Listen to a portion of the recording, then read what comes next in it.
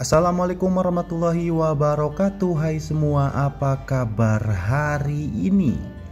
Di video kali ini saya akan memberikan contoh soal dan latihan soal berdasarkan FR atau bocoran terbaru, yaitu mengenai sikap guru dalam pembelajaran, kegiatan pembelajaran dengan teknologi, dan peran guru dalam pembelajaran abad ke-21. Dan untuk contoh soal lain, silakan Bapak Ibu bisa dicek di video saya sebelumnya. Soal nomor 1.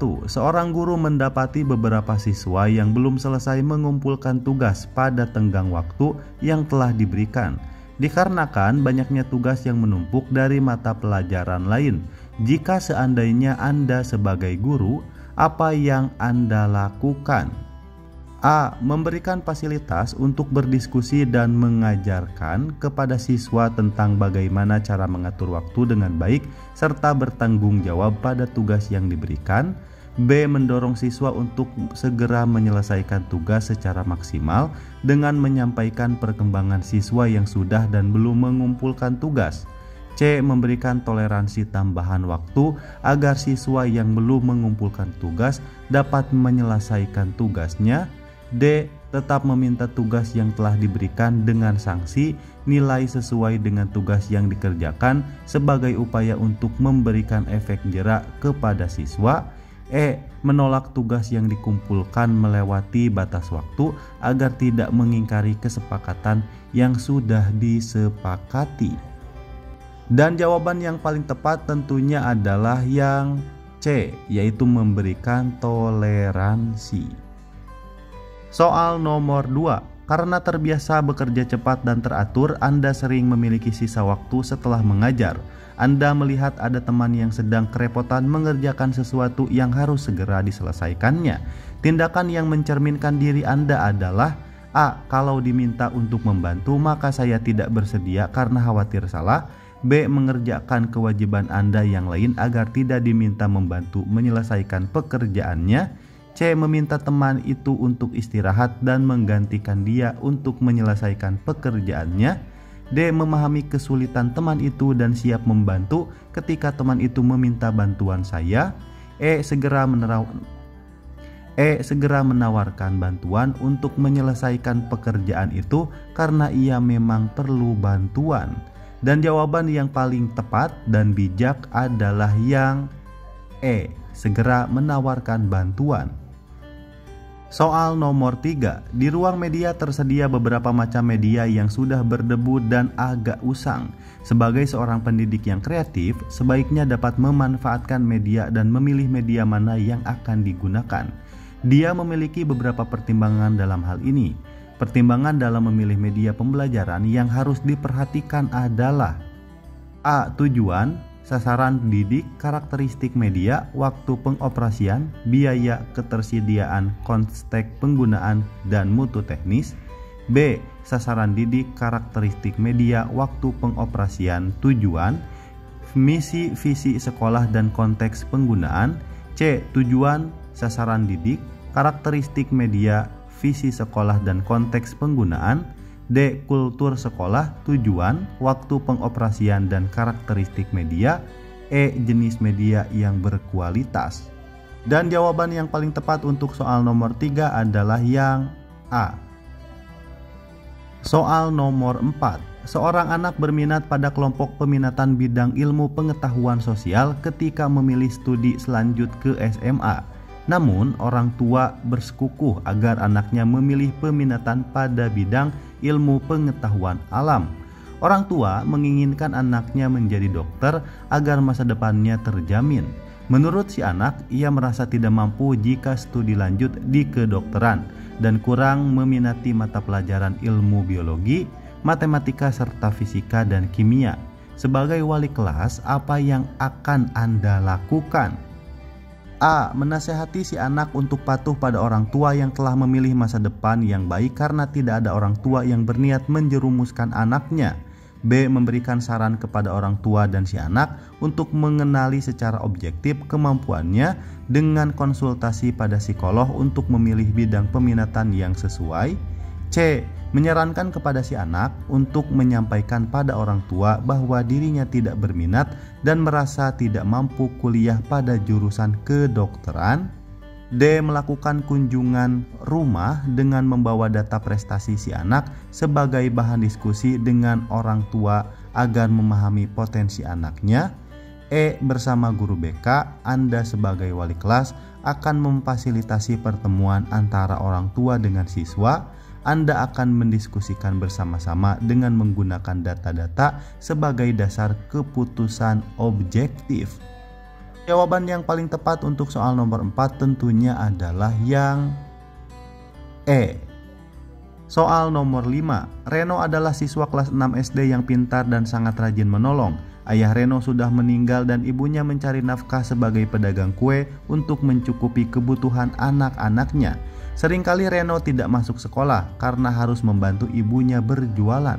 Sebagai guru Reno, yang sebaiknya Anda lakukan adalah A. Memberikan bantuan secara sukarela setiap bulannya. B. Memperbolehkan Reno untuk sesekali tidak masuk sekolah karena memberi kesempatan untuk Reno belajar menolong orang tua dan bekerja. C. Tetap tidak memperbolehkan Reno untuk absen dan mengajak teman-teman guru lain untuk membantu keuangannya. D. Memberikan penjelasan pada Reno arti penting dan aturan sekolah serta mengarahkan apa yang sebaiknya dilakukan.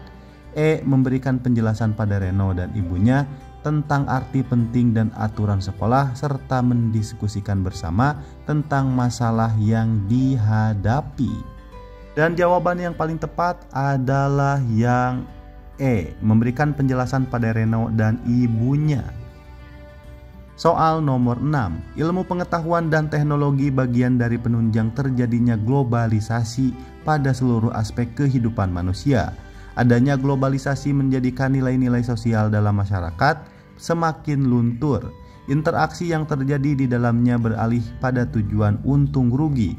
Hal ini ditandai dengan A. Munculnya sikap egoisme mementingkan diri sendiri. B. Munculnya kelas menengah baru dalam masyarakat. C. Sikap individualitas mulai semakin terkikis. D. Tradisi masyarakat masih dipertahankan. E. Tingginya semangat gotong royong. Dan jawaban yang paling tepat untuk soal nomor 6 adalah yang A. Munculnya sikap egoisme. Soal nomor 7. Berbagai penemuan baru dalam bidang teknologi menyebabkan manusia dapat melakukan berbagai aktivitas secara mudah dan cepat. Kemudahan yang dirasakan sangat menguntungkan bagi manusia. Berbagai macam kebutuhan pun terpenuhi dengan memakan waktu yang relatif singkat. Kondisi tersebut menunjukkan bahwa perubahan sosial dalam masyarakat mendorong terjadinya A. Integrasi, yaitu penyatuan, pembaruan hingga menjadi satu kesatuan yang utuh. A. Integrasi atau penyatuan. B. Reorganisasi atau penyesuaian. C. Modernisasi. D. Disorganisasi atau E. Transformasi politik.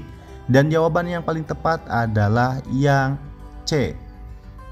Soal nomor 8. Mengintegrasikan pengetahuan teknologi pada pengetahuan pedagogi dan pengetahuan konten menghasilkan pengetahuan konten pedagogi teknologi di mana A. Teknologi melibatkan cara pedagogis untuk mengerjakan konten. B. Teknologi merupakan cara yang tepat guna mendukung pembelajaran. C. Teknologi merupakan salah satu konten penting yang perlu dipelajari.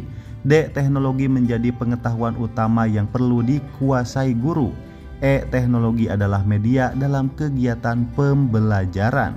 Dan jawaban yang paling tepat adalah yang B. Teknologi merupakan cara yang tepat guna mendukung pembelajaran.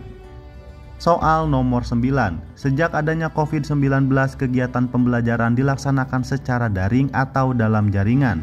Karena memang pembelajaran tatap muka dibatasi bahkan dilarang. Manfaat pengintegrasian teknologi dalam pembelajaran jarak jauh yang paling terlihat adalah A. Pembelajaran yang searah menjadi lebih interaktif. B. Pembelajaran menggunakan aplikasi yang canggih. C. Pembelajaran menjadi lebih kaya dengan aktivitas. D. Pembelajaran lebih mendukung kompetensi siswa. E. Pembelajaran menjadi lebih menyenangkan. Dan jawaban yang paling tepat adalah yang A, pembelajaran yang searah menjadi lebih interaktif. Soal nomor 10. Guru Robi memberikan jadwal untuk melakukan pertemuan pagi bersama siswa setiap hari pada pukul 8 sampai 8.45 melalui Google Meet. Pada sesi ini, guru dan murid dapat berdiskusi mengenai apa yang akan siswa pelajari dan lakukan hari itu, sekaligus melakukan refleksi mengenai pembelajaran kemarin.